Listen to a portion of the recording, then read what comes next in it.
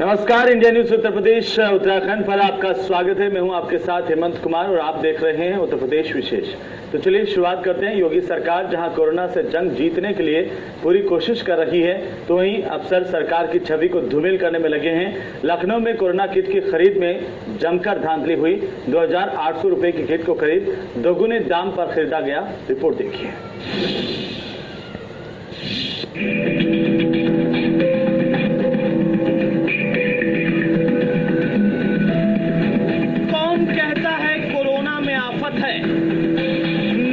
ना, ये आफत आम लोगों के लिए है, खास तो आपदा को अवसर में बदल रहे हैं।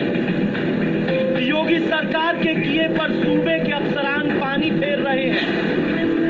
एक के बाद एक घोटाले सामने आने लगे हैं।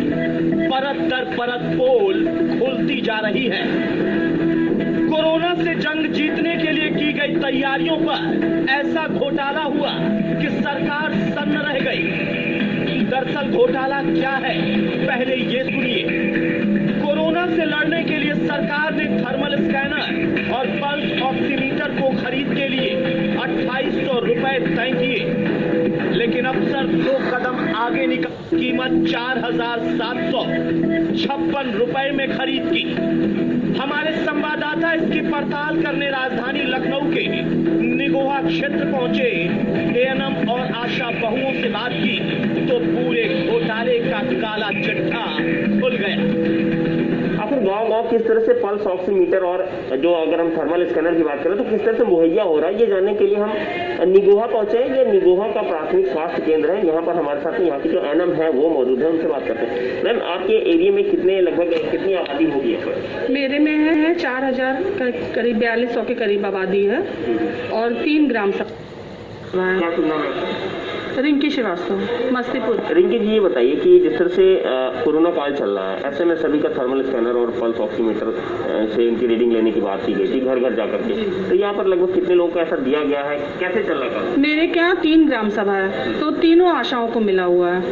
एक है उनकी ग्राम सभा शीर्ष लगती है, उनको नहीं मिला है, तो जो आशाओं का काम हो जाता है उनको हम दिलवा करके काम करवा ले रहे हैं, क्योंकि अब आशा है एक गांव में एक दिन काम हो रहा है, तो दूसरे गांव में दूसरे दिन। खरीद किस तरह से हो रही है इसकी? ये स्वच्छता समिति में पैसे आए थे तो 5000 का चेक जमा किया गया था मोहनलालगंज में, और प्रधान द्वारा ये मिला था।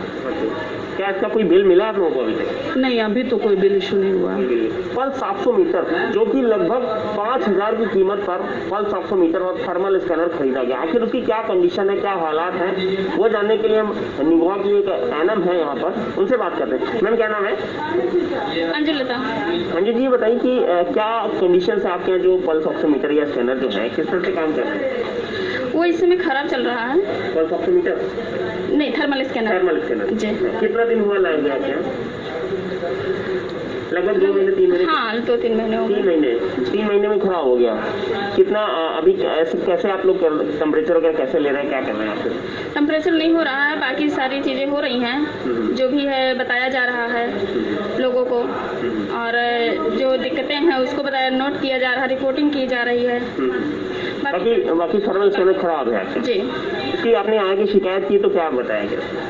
यहाँ पे बता जाएगा, देखते हैं, अगर दूसरा मिल जाएगा तो फिर दिया जाएगा। अच्छा, अगर हम पैसे की बात करें तो कितना पैसा लिया गया था पल्स ऑक्सीमीटर ये स्कैनर से? दोनों चीजों का। हाँ जी, अब आप कौन है?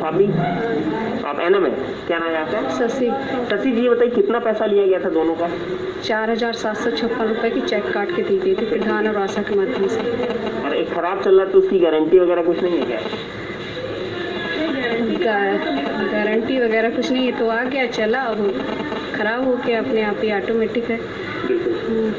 तो यहाँ आप देख सकते हैं कि किस तरह से पूरा एक बड़ा खेल हुआ है, जो कि सरकार ने मात्र 28 रुपए तय किया है, और उसके लगातार यहाँ आप देख रहे हैं कि लगभग 5000 रुपए, 4000 से ऊपर 4700 समथिंग कुछ पैसे लिए गए, चेक काटी गई, लेकिन उसकी कंडीशन हालात ये है कि आज वो काम नहीं कर रहा है।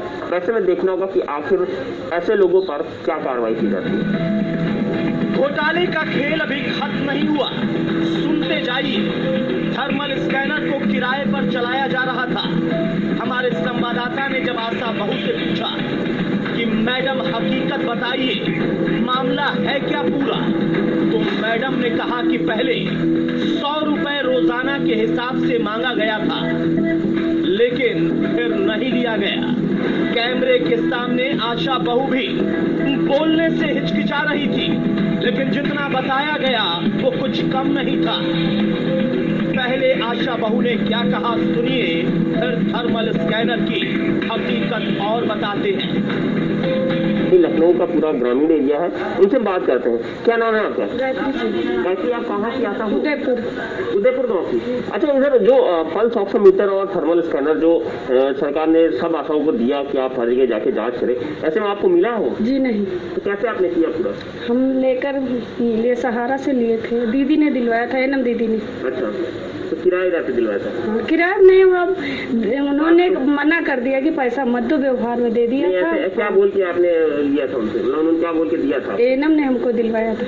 नहीं, अभी आप बता रहे थे 100 रुपए। 100 रुपये कहा था कि 3 दिन के 300 रुपया, 4 दिन के 400 रुपया 1 दिन का, मगर उन्होंने पैसा नहीं लिया। अच्छा, बाद में पैसा नहीं लिया। कहाँ से दिलवाया था ये? सहारा हॉस्पिटल। सहारा हॉस्पिटल जी, पैसा ऐसा नहीं दिया कुछ। अच्छा, तो कितने दिन लगा आपको जांच करने में? अरे 4 दिन लगा।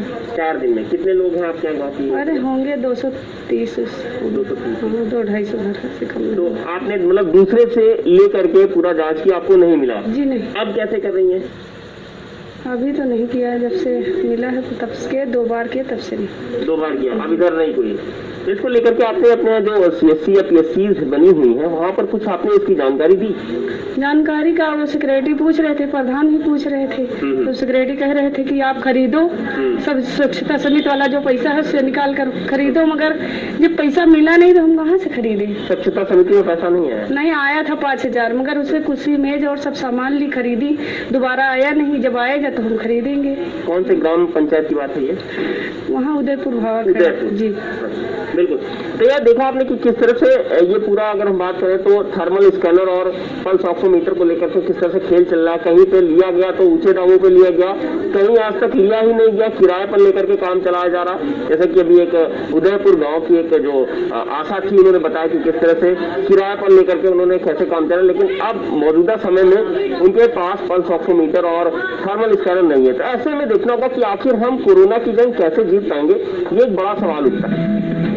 थर्मल स्कैनर के घोटाले पर जब हमारे संवाददाता ने CHC अधीक्षिका डॉक्टर ज्योति कामले से पूछा कि बताइए मैडम, 2800 के थर्मल स्कैनर को 4756 रुपए में खरीदने की जरूरत क्या थी?